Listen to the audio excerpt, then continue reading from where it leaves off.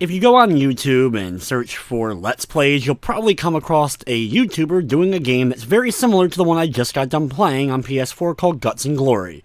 One that's all about weird over-the-top physics and violence for the sake of over-the-top physics and violence.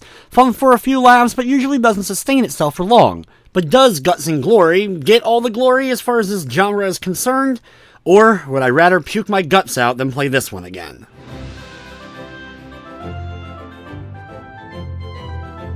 In Guts and Glory, your goal is to go through the checkpoint markers and get to the eventual goal of each level. To do so, you're going to have to survive a weird obstacle course filled with tons of different hazards that will instantly kill your character in a very violent manner. The physics are very much ragdoll physics, over-the-top violence, and you can even increase this in the options if you would like to. The game controls well enough. I played a lot of these style of games, and this is actually one of the better controlling ones. And that's still, of course, something that is subjective, considering how these games usually end up controlling. It can take a while to get used to it. The game's campaign is broken up into 9 different stories with multiple missions each.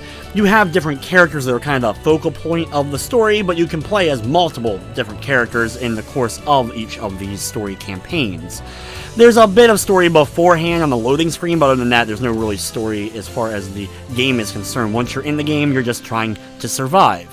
The thing is, though, with Guts and Glory, there's no real reward system for doing levels well. There's no gold, silver, or bronze trophies that you're being rewarded for completing the levels faster or slower than your previous attempts, other than, hey, I did it faster this time. You do have to complete the previous part of the story to make it to the next level in the story, but you can do any of the story campaigns in whatever order that you would like to. So if there's a particular character or character type that you don't like playing as, you can switch it up. The vehicles range from motorcycles, cars, as well as a jetpack chair that can be a nightmare to control for sure. Those levels really were some of the least enjoyable for sure. There were other problems. It crashed on me on a couple occasions, as well as levels would bug out to the point they went to a complete black screen and I would have to respawn.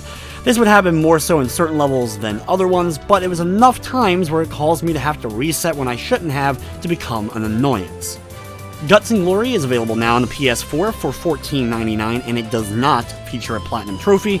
The game is also available on the Xbox One, Nintendo Switch, and PC. Overall, Guts and Glory is one of those games you will have a few good laughs with. Get some friends over on a Friday night, pass the controller around, you'll be laughing for a handful of hours. But after those handful of hours and there's laughs aside, you don't have much of a game left, especially at the $14.99 price tag. There's a lot of other games you can get for far less that will give you equal amount of laughs if that's the reason why you're picking this one up. The only other real reason to pick it up is if you're trying to create a Let's Play channel on YouTube and feel like laughing or yelling hysterically at this game.